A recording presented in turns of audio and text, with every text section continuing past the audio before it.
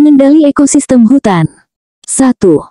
Seorang pengendali ekosistem hutan sedang melakukan analisis vegetasi di kawasan hutan lindung. Metode apa yang paling tepat digunakan untuk menghitung kerapatan pohon per hektar? A. Metode titik kuadran. B. Metode transek garis. C. Metode plot persegi. D. Metode random sampling. E. Metode sensus total. Jawaban yang tepat dari soal di atas adalah C. Pembahasan dari pertanyaan di atas yaitu, bahwa metode plot persegi adalah metode yang paling tepat untuk menghitung kerapatan pohon per hektar. Metode ini menggunakan plot berbentuk persegi dengan ukuran tertentu atau misalnya 20 x 20 meter yang ditempatkan secara sistematis atau acak di area hutan.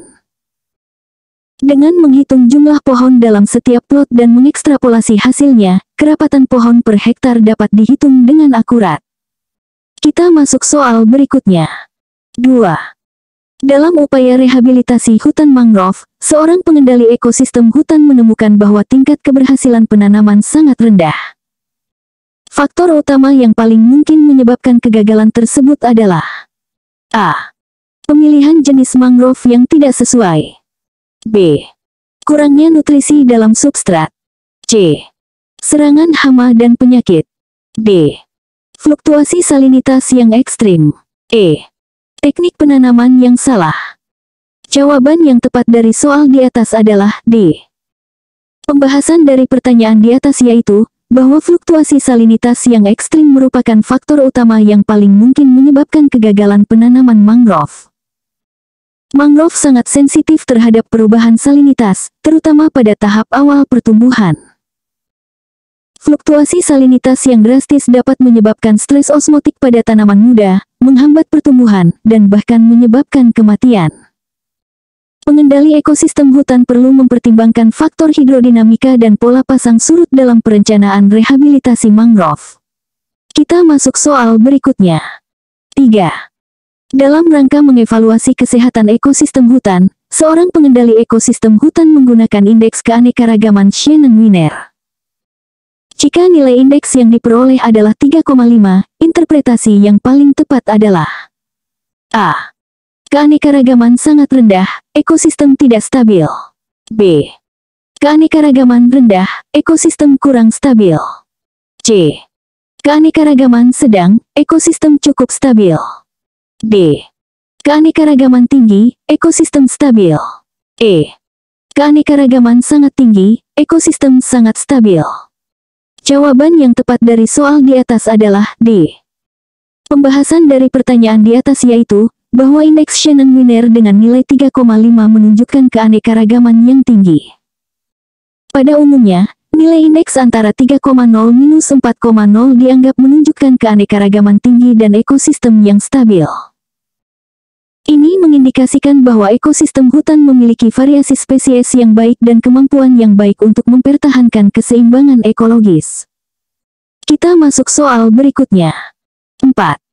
Pengendali ekosistem hutan sedang mengevaluasi dampak fragmentasi habitat terhadap populasi orangutan di Kalimantan.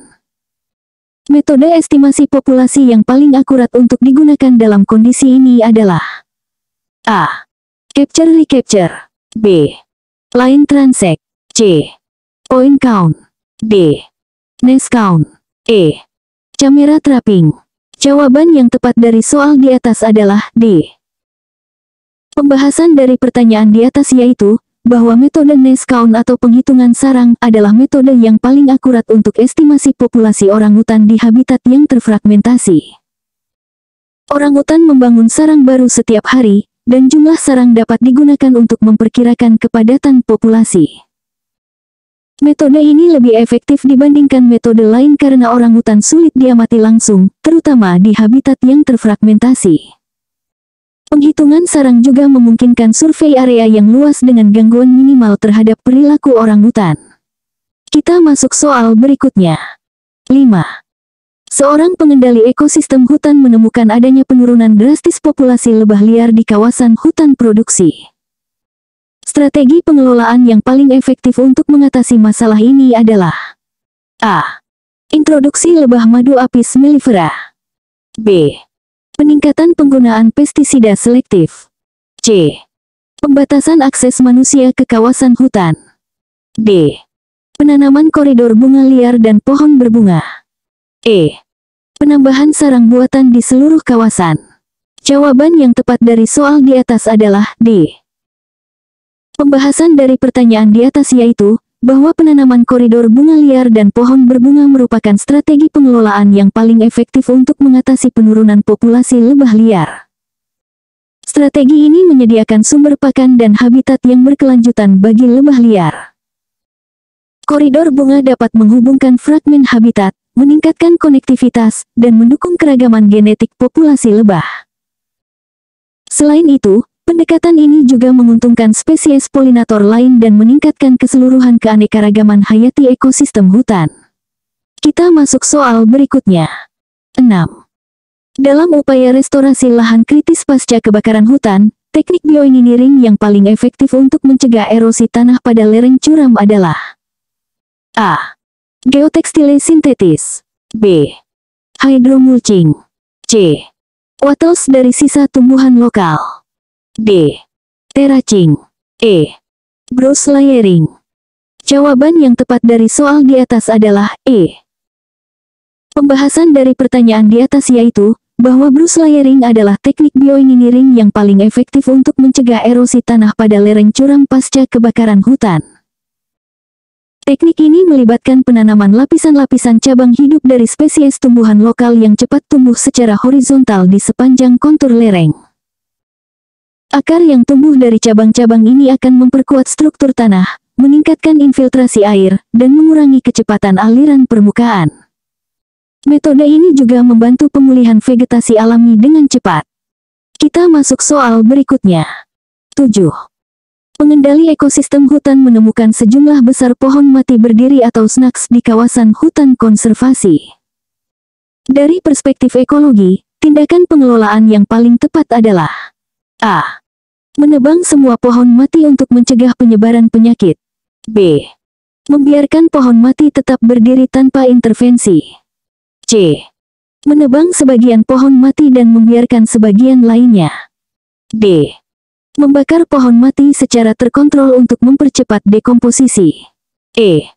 Menggunakan pohon mati sebagai bahan baku industri kayu. Jawaban yang tepat dari soal di atas adalah B. Pembahasan dari pertanyaan di atas yaitu, bahwa membiarkan pohon mati tetap berdiri tanpa intervensi adalah tindakan pengelolaan yang paling tepat dari perspektif ekologi. Pohon mati berdiri atau snacks memiliki peran penting dalam ekosistem hutan. Mereka menyediakan habitat bagi berbagai spesies fauna, termasuk burung pemakan serangga, kelelawar, dan mamalia kecil. Snacks juga berkontribusi pada siklus nutrisi hutan ketika mereka terdekomposisi secara alami.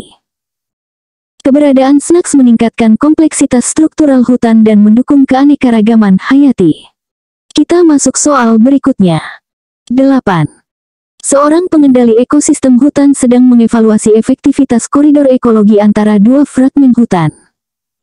Indikator keberhasilan yang paling relevan untuk digunakan adalah A. Peningkatan biomasa vegetasi di sepanjang koridor. B. Penurunan suhu mikroklimate di dalam koridor. C. Peningkatan kehadiran spesies indikator di kedua fragmen hutan. D. Peningkatan laju pertumbuhan pohon di sepanjang koridor. E. Penurunan tingkat erosi tanah di sepanjang koridor. Jawaban yang tepat dari soal di atas adalah C.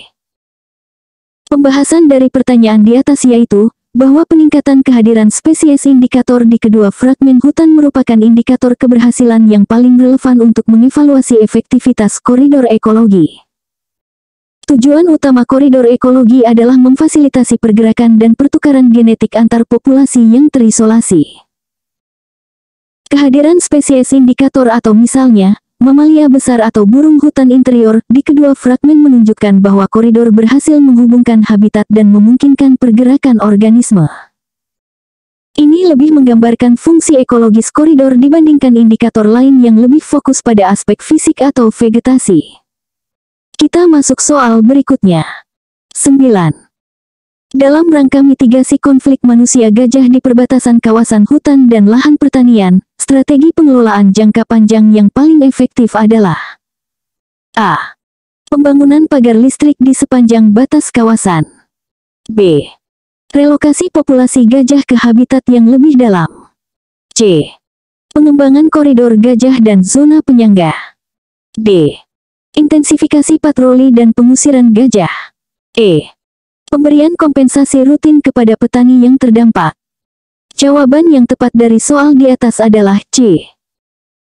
Pembahasan dari pertanyaan di atas yaitu, bahwa pengembangan koridor gajah dan zona penyangga merupakan strategi pengelolaan jangka panjang yang paling efektif untuk mitigasi konflik manusia gajah. Pendekatan ini mempertimbangkan kebutuhan ekologis gajah sekaligus mengurangi dampak negatif terhadap masyarakat. Koridor gajah memungkinkan pergerakan alami antara habitat-habitat kunci, sementara zona penyangga menciptakan gradien antara hutan dan lahan pertanian. Strategi ini mendukung koeksistensi jangka panjang, memelihara konektivitas habitat, dan mengurangi frekuensi gajah memasuki area pertanian. Kita masuk soal berikutnya. 10. Pengendali ekosistem hutan mengamati penurunan drastis populasi burung pemakan biji di kawasan hutan dataran rendah. Hipotesis yang paling mungkin menjelaskan fenomena ini adalah A. Peningkatan populasi predator burung. B. Perubahan iklim mikro akibat deforestasi. C.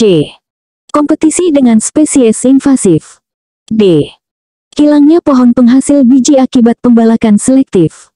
E. Penggunaan pestisida di lahan pertanian sekitar hutan. Jawaban yang tepat dari soal di atas adalah D.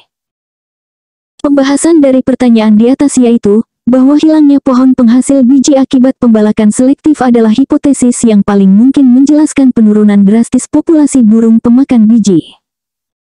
Pembalakan selektif sering menargetkan pohon-pohon besar yang produktif, yang merupakan sumber pakan utama bagi burung pemakan biji. Hilangnya pohon-pohon ini secara langsung mengurangi ketersediaan pakan, yang berdampak pada populasi burung. Selain itu, perubahan struktur hutan akibat pembalakan dapat mempengaruhi habitat bersarang dan perlindungan dari predator. Pengendali ekosistem hutan perlu mempertimbangkan dampak jangka panjang dari praktik pembalakan terhadap komunitas burung dan keseimbangan ekosistem hutan. Kita masuk soal berikutnya.